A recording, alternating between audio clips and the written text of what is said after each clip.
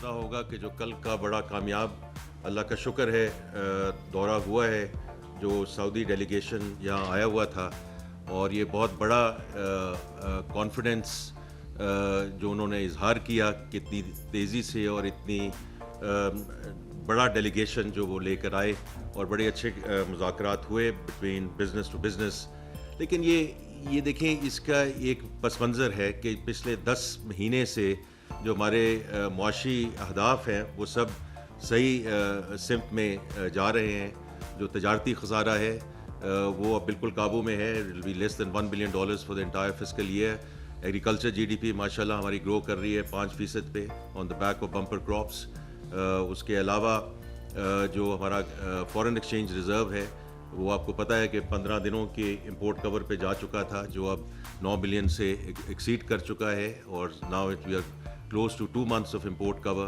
Currency अल्हम्दुलिल्लाह stable है। Inflation जो 38% पे थी वो अब 17% पे आ चुकी है और बतदरीज कम हो रही है। तो ये सारे वो चीज़ें हैं जिसकी वजह से मुल्क में इस्तेहकाम आ रहा है, मुआशी इस्तेहकाम आ रहा है और कॉन्फिडेंस बढ़ रहा है। मैंने सऊदी डेलीगेशन की बात की, लेकिन कुछ सरमायाकार अमेरिका और यूरोप से भी पिछले 2 दिनों से मैं उनके साथ मुलाकात में हूँ, और सो मुल्क जो है अल्लाह का शुक्र है कि सही सिमत में बढ़ रहा है। आपको ऑलरेडी इल्म है कि IMF वाली टीम जो है वो भी इंशाल्लाह इस महीने आएगी, ताकि हम एक बड़ा और लंबा प्रोग्राम उनके साथ करें जिसमें स्ट्रक्चरल रिफॉर्म्स जो हैं वो बड़ी इंपॉर्टेंट होंगी। एक तो ये मैक्रो इकनॉमिक स्टेबिलिटी जो है इसको हम इंशाल्लाह परमानेंस की तरफ लेके जाएंगे, और दूसरा ये है कि जो स्ट्रक्चरल रिफॉर्म्स हैं जिसमें हमने टैक्स को बढ़ावा देना है, टैक्स टू GDP मैं बार बार बात करता हूँ 9% जो है वो सस्टेनेबल नहीं है, तो इसको हमने 13 से 14% की तरफ लेके जाना है। एनर्जी की जो रिफॉर्म्स हैं, जो पावर मिनिस्टर साहब और पेट्रोलियम मिनिस्टर इसको आगे लेके बढ़ रहे हैं, और जो स्टेट ओन्ड एंटरप्राइजेज हैं उनके जो खसारे हैं उनको कम करना है और उसको प्राइवेटाइजेशन की तरफ लेके जाना है। तो देखें, ये तो सारे वो इकदाम हैं जो हमने रेवेन्यू बिल्डिंग मेजर्स की तरफ करने हैं। फिर हमने अपने अखराजात को जो है उसको कम करना है।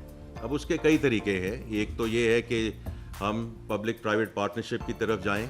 मैं हमेशा हुकूमत सिंध की तारीफ़ करता हूँ कि उन्होंने उसको बड़ा अच्छा मॉडल इस्तेमाल किया है, उसको फेडरेशन में भी इस्तेमाल होना चाहिए, और भी जो हैं सूबे उसमें भी इस्तेमाल होना चाहिए, ताकि जो इंफ्रास्ट्रक्चर हमने आगे बिल्ड करना है उसको प्राइवेट सेक्टर जो है वो उसमें गवर्नमेंट जो है पॉलिसी फ्रेमवर्क दे और वो उसको आगे लेके चले। अब उसी में हम और भी चीज़ों को देख रहे हैं कि देखिए, ये जो पेंशन है सारा सिलसिला, और आपको पता है कि ये काफ़ी बड़ी लाइबिलिटी है, पर इसको हमने आगे कैसे लेकर जाना है, और इसमें मैं इसको 2 नज़रियों से देखता हूँ। एक तो ये है कि अल्हम्दुलिल्लाह जो अल्लाह ताला सेहत दे और लंबी उम्र दे, तो मैं तो ये कहता हूँ the age is now just a number, 60 is the new 40। तो ये मैं जिस इदारे को छोड़ कर आया हूँ उसमें भी हमने ये पिछले साल एक्चुअली प्राइवेट सेक्टर में ये पहला कदम उठाया था कि रिटायरमेंट एज जो है हमने 60 से 65 साल कर दी थी, because those are your most productive years, और स्पेशली जो आपका एक्सपीरियंस है उसका तो पूरा निचोड़ जो है वो ये आप इस्तेमाल कर सकते हैं बाय एक्सटेंडिंग द टर्म। और दूसरा ये है कि ऑब्वियसली जो पेंशन का बोझ है उसको इस तरीके से by changing the service structures over a period of time. ये कोई एक चीज़ नहीं है कि एकदम आपको स्विच ऑन कर दें तो ये हो जाएगा, लेकिन आपने इसको उस तरफ अब ले जाना हमें पड़ेगा, ताकि ये जो पेंशन के ख़ास तौर पे जो खर्चा है ये आहिस्ता आहिस्ता ये हमारे काबू में आए। तो ये मैं कुछ बातें करना चाहता था ताकि आपको थोड़ा सा आइडिया हो कि इस वक्त हमारी तरजीहात क्या हैं। तो मुश्ताक साहब, देखिए, ये चीज़ें एक दूसरे के साथ मुंसलिक हैं, क्योंकि ये शुरू हुआ, जो ये मैक्रो इकनॉमिक स्टेबिलिटी का जो इस वक्त फेज़ है हमारे पास, तो वो शुरू हुआ जब प्राइम मिनिस्टर ने 9 month स्टैंड बाय एग्रीमेंट को ही took it through the finishing line.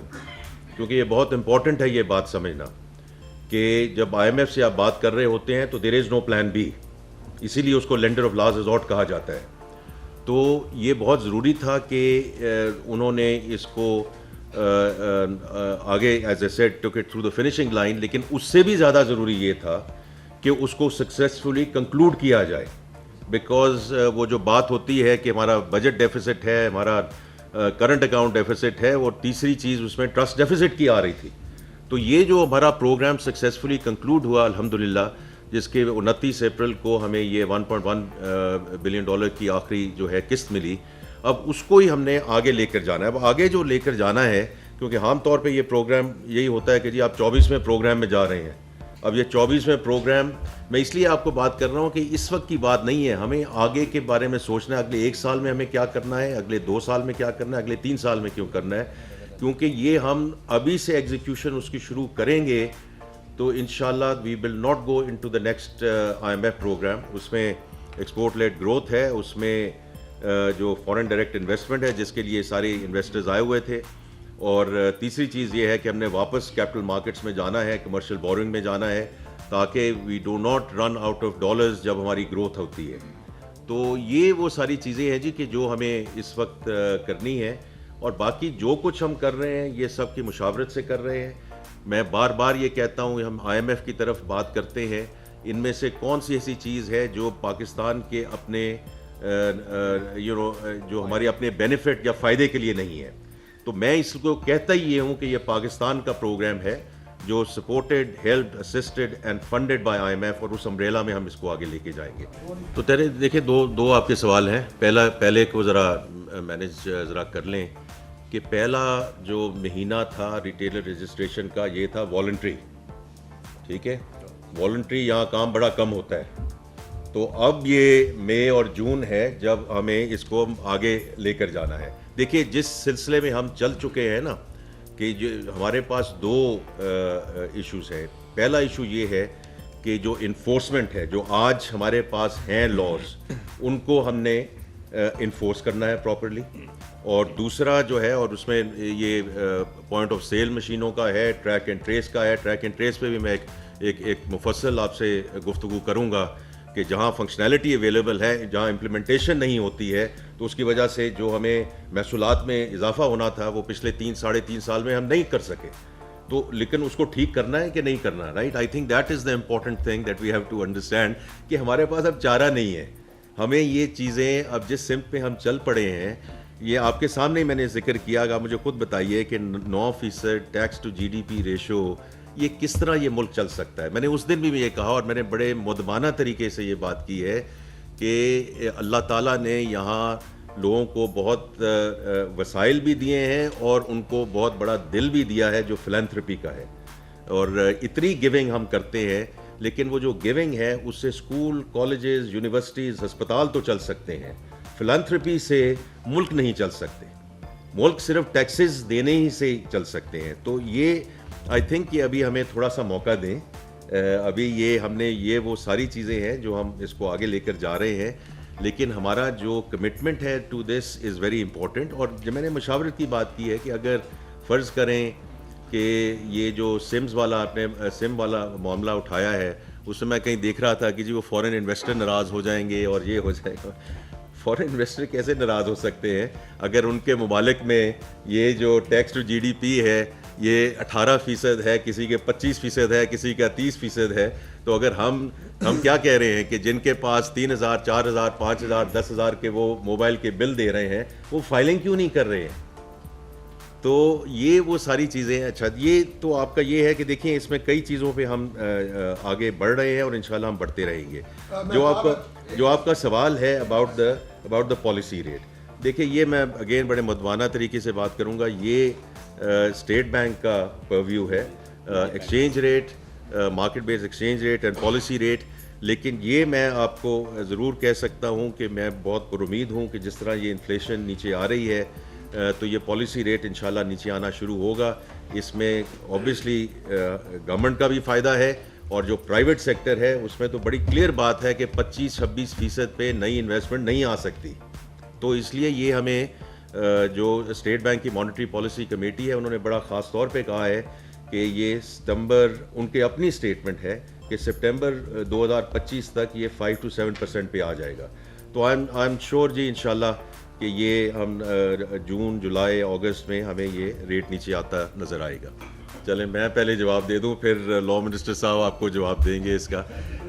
Mahtab صاحب دیکھیے یہ آپ کا جو سوال ہے، آئی تھنک کہ انشاءاللہ یہ IMF کا مشن اگلے 7 سے 10 دنوں میں یہاں آئے گا، اور اس کا مقصد ہی یہ ہے کہ جو اس میں جو کانٹورز ہیں، جو اس کے خد و خال ہیں پروگرام کے، کتنا عرصے کے لیے ہوگا اور اس کا حجم کیا ہوگا، ایگزیکٹلی یہی ہم ڈسکشنز یہاں کریں گے انشاءاللہ اگلے 8-10 دنوں میں. تو اس میں پھر ہم آپ کو اس کے بارے میں آگاہ رکھیں گے جب وہ کنکلوڈ ہو جائے گا، جو ہمارا وہ تقریباً 10 دنوں کے لیے یا 2 ہفتوں کے لیے یہاں موجود ہوں گے. ایک تو یہ بات. دوسری جو آپ نے بات کی ہے کلائمیٹ ریزیلینس کی، یہ بہت امپورٹنٹ پوائنٹ ہے. یہ ہم ضرور ان سے بات کریں گے، اور لیکن اس کو تھوڑا سا ہمیں سیکوینشلی لے کر جانا ہے. تو پہلا یہ ہوگا، جو ہماری پرائرٹی ہے کہ جو ایکسٹینڈڈ فنڈ فیسلٹی ہے انشاءاللہ وہ گیٹس انٹو پلیس، کیونکہ جو کلائمیٹ ریزیلینسی والی بات ہے وہ ہمیں منسٹری آف کلائمیٹ چینج اور انوائرمنٹ کے ساتھ مل کے، کیونکہ اس کے بڑے کلیئر مائل سٹونز ہوں گے، اس کے بڑے کلیئر ڈیلیوریبلز ہوں گے. تو لیکن یہ بات ہم نے ان سے ضرور کی ہے، ان سے بھی کی ہے مہتاب صاحب. اور میں جب اجے بنگا صاحب کو ملا، ورلڈ بینک گروپ کے جو ہیں ہیڈ، ان کے ساتھ بھی خاص طور پہ 2 چیزوں پہ ان سے بات ہوئی کہ ورلڈ بینک گروپ کی سپورٹ ہمیں ملنی چاہیے، کیونکہ ہم صرف IMF کی بات کر کے پھر رک جاتے ہیں، بٹ اور بھی مالیاتی ادارے ہیں جو ہمیں ہیلپ کر سکتے ہیں، both in terms of technology transfer, thought leadership and funding. تو ان سے 2 چیزوں پہ خاص طور پہ بات ہوئی ہے. کلائمیٹ پہ بات ہوئی ہے، اور خاص طور پہ اڈیپٹیشن فائنینس میں ہمیں بہت ڈفرینٹ سورسز پہ جانا پڑے گا. اور دوسری مہتاب صاحب ڈیجیٹلائزیشن پہ بات ہوئی ہے، کیونکہ ہم FBR کی تو ڈیجیٹلائزیشن اینڈ ٹو اینڈ انشاءاللہ ہم نے بات کی ہے، اور اس کے بارے میں بھی آپ سنیں گے کہ ہم وہ کانٹریکٹ انشاءاللہ سائن کرنے جا رہے ہیں. آپ میں سے کچھ کو ہم انشاءاللہ مدعو بھی کریں گے اس تقریب کے لیے. لیکن یہ جو کلائمیٹ والا ہے بڑا امپورٹنٹ ہے جی، اور یہ ہم ہر سورس استعمال کریں گے انشاءاللہ for the funding and financing. دیکھیں میرے 2 کیبنٹ کولیگز یہاں دو کیبنٹ کولیگز ادھر بیٹھے ہیں، اور میں بڑی بڑی کلیئرلی آپ کو بتانا چاہتا ہوں کہ ساری کیبنٹ جو ہے ہمارے ساتھ ہے. اس میں یہ مشاورت ہوتی ہے، جتنے اسٹیک ہولڈرز ہیں ان کے ساتھ مشاورت ہوتی ہے. دیکھیے اس وقت میں نے جیسے ذکر کیا، ملک جہاں اس وقت کھڑا ہے، اور لا منسٹر صاحب نے بھی اس کو بات کی، یہ اس وقت ہم افورڈ کر ہی نہیں سکتے کہ ہم کسی بھی سیاست میں اس میں پڑیں، because we are actually on a good track. اور یہ ہمارے پاس بہت اچھا موقع ہے اس وقت کہ ہم اس کو آگے لے کر چلیں. دیکھیے انہوں نے بھی وہ سوالات پوچھے آن دا ٹیکسز ایٹسیٹرا. دیکھیے آپ کب تک آپ انہی شعبوں پہ اور بوجھ ڈالتے رہیں گے؟ اس سوچنے والی بات ہے نا کہ آج سیلریڈ کلاس جو ہے اس کو 50,000 پہ جو ہے ٹیکس لاگو ہو جاتا ہے. 1 لاکھ جب ہوتا ہے تو 10% کے دار و مدار میں آ جاتے ہیں. تو باقی بھی جو میرے بہنیں اور بھائی ہیں وہ بھی وہی سڑکیں استعمال کرتے ہیں، وہ بھی وہی سوشل کانٹریکٹ کے ذریعے آتے ہیں. تو یہ تو نہیں ہو سکتا کہ صرف ایک طبقہ جو ہے اس پہ ہم اور ٹیکسز ڈالتے رہیں، اور دوسرے جو ہیں ہمارے، اللہ کا بڑا شکر ہے جی، سو فار سو گڈ. نہیں جی بس آخری سوال. دیکھیں یہ جو آپ کا یہ ٹیکس 13 to 14% ہے، یہ تو ہمارا پلان ہے نا کہ اگلے 3 سے 4 سال میں کرنا. تو انشاءاللہ یہ جو اماؤنٹ آئے گا یہ ہم بتدریج بڑھاتے جائیں گے. دیکھیں اس سال بھی 29% کا اضافہ ہوا ہے، تو ایسی بات نہیں ہے کہ ہم نہیں کر سکتے ہیں. تو یہ چھوٹا ابھی آنے تو دے نا، جون تو آنے دیں آپ، تو اس کے بعد ہم بات کریں گے. تو دیکھیے لیکن یہ to answer your question, this is a medium term plan which is 3 to 4 year time period کہ ہم اس کو 13 سے 14% تک پہ لے کے جائیں. اس کو لے کر تو اور بھی آگے جانا چاہیے. اور جہاں تک چائنا کا تعلق ہے، دیکھیے چائنا ہمارا جو ہر قسم کی جو ہماری مدد ان کے ساتھ G2G ہے، کمرشل بوروئنگ ہے. اور میں نے تو آپ نے جو اس کا ذکر نہیں کیا، یہ تو آپ صرف بینک بورنگ کی بات کر رہے ہیں. میں نے بات کی ہے کہ ان کے انٹرنیشنل کیپٹل مارکیٹ کو ہم نے ٹیپ کرنا ہے. یہ پہلی دفعہ ہوگا، لیکن اس کے لیے ہمیں کریڈٹ انہانسمنٹ چاہیے ہوگی. اور پینڈا بانڈ کی میں نے جو بات کی ہے، تو ہم نے ہر چیز کرنی ہے ان کے ساتھ. ان کے جو سینٹرل بینک ہے ان کے ساتھ بھی ہے، جو کمرشل بینکس ہیں ان کے ساتھ بھی ہے، اور ان کی جو کیپٹل مارکیٹس ہیں ان کو بھی ہم نے ایکسیس کرنا ہے. مزید حالات حاضرہ سے باخبر رہنے کے لیے ہمارے channel I point T V کو سبسکرائب کریں.